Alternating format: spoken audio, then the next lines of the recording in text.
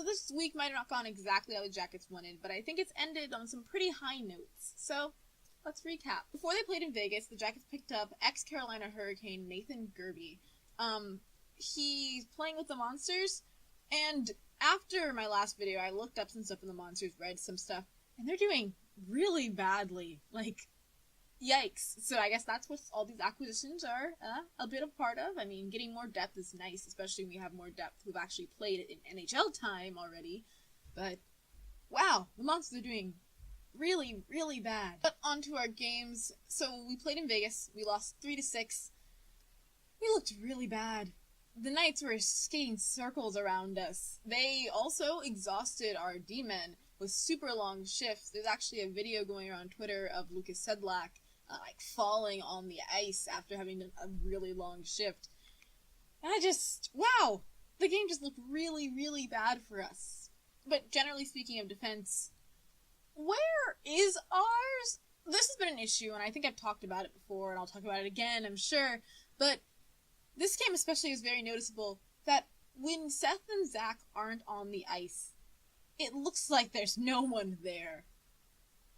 I might be biased, because we all know I'm not a super huge fan of Savard and Johnson's play this year, but I can't be the only one who thinks that we just can't go on like this. We have to have more than one good D pair. I think a big part of playing Vegas, like one of the reasons we really lost, is that Vegas is a chip on their shoulder. You see this all the time, there have been a lot of different takes on it, I'm not that original, but it's true. The Jackets, especially, have not been playing like they have something to prove this year. And that's a huge issue. Last year, even after the streak, people were still saying, oh, it was a fluke, they won't get into playoffs. We were still playing like we had something to prove. This year, we're just kind of floating by. We've been able to play badly and stay in the top 3, which is great, but it means that our boys, no matter how many times they say, oh, we need to be better, we know we're not playing well, something's got to change, blah, blah, blah, blah, blah, nothing's really changing, and they continue to be mediocre, I guess, and get by on that. We need passion, and I think that passion is keeping us apart from teams like the Devils and the Knights, and why we're losing to them, because they want to prove that they're good enough to stay at the table, and we just don't anymore. So, Vegas game happened, and then right after that, there was a lot of drama concerning Brandon Dubinsky. I'll fast forward through all that. You can read it on your own. There are tons of articles and tons of hot takes about it. But basically, none of that really mattered because he was at practice today. His agent said that he'd be at practice, and he was. So there are a lot of theories about why he went home, about the conversations he's had with Blue Jackets management, about etc., etc., etc. I could go on and on. And I'm sure that if you exist on the internet, then you've seen a ton of it. But he went home. Whatever was happening has been solved, I suppose, and he's practicing. And it was news because he was expected to come back. That's what everyone was saying, that he was going to maybe even play in Arizona. But it seems like it was a lot of he said, she said, a lot of people not being able to talk, a lot of people not being able to really report what was actually going on, and we're not really owed that anyway. Brandon Dubinsky said in practice today that we can speculate all we want, that's up to us, and he's going to tell you that they're people too. And I think that's something that we forget a lot when it comes to hockey players. They're people as well. I would like to know how players injured and what's wrong and why aren't they playing, etc., etc. But they get paid to play the sport. They don't get paid to explain themselves to fans. So I'm just very happy that he's back, and I'm happy that he's probably going to play on Tuesday, and I'm happy that whatever was happening is cleared up. Additionally, Cam Atkinson was activated. It's super exciting that he's back. I think he's a week or two ahead of his projected healing time.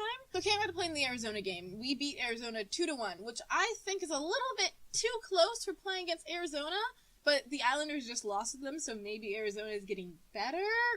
Who knows?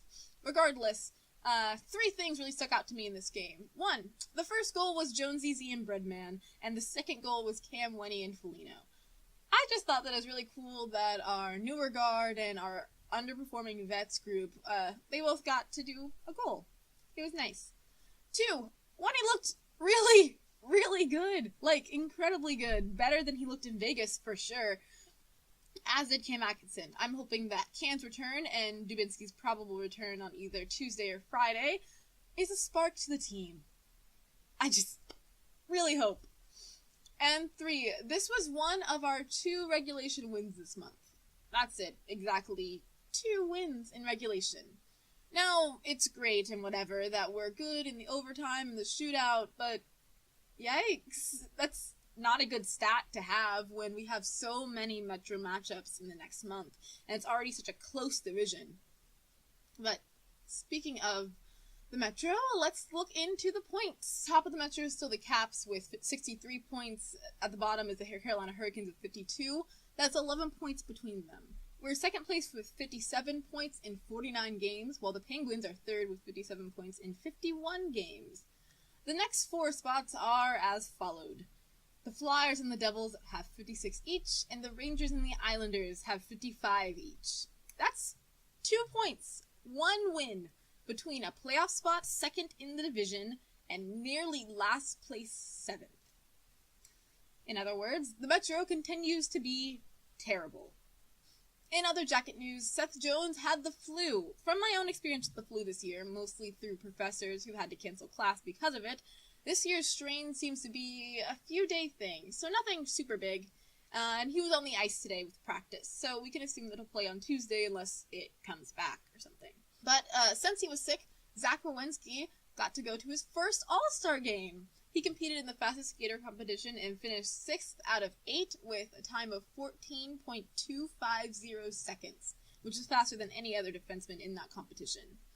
In the game, he had 1 assist in the Metro's loss to the Atlantic, and apparently had a great time, both reconnecting with his Team USA friends and generally playing in the games. It's super unfortunate that Seth got ill, but I think this weekend made Z seem a bit more human.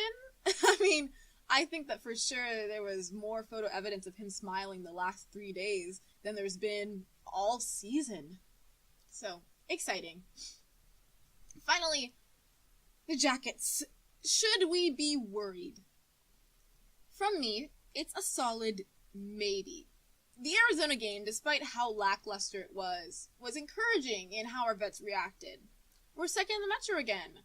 I said this on Twitter before the Arizona game, but I think that our window is really, right now, to 2021, with the talent we have coming up in the pipeline, and the deals we'll have to renegotiate, etc., etc. We've been saying the top 3 in the league's hardest division, even though we've been floundering. And though our players might be getting a little soft, I think that the way we're playing right now, we won't win a playoff series, but I think we'll make it to the playoffs.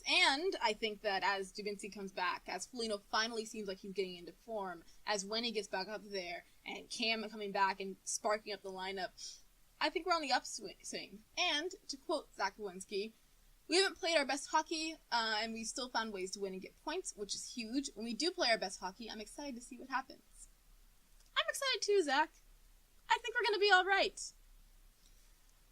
And that's it for today. Thank you so much for watching. Hit that like if you like this. Click subscribe if you loved it. I'm Lydia. This is Cannon Fire, and February is upon us. Let's go.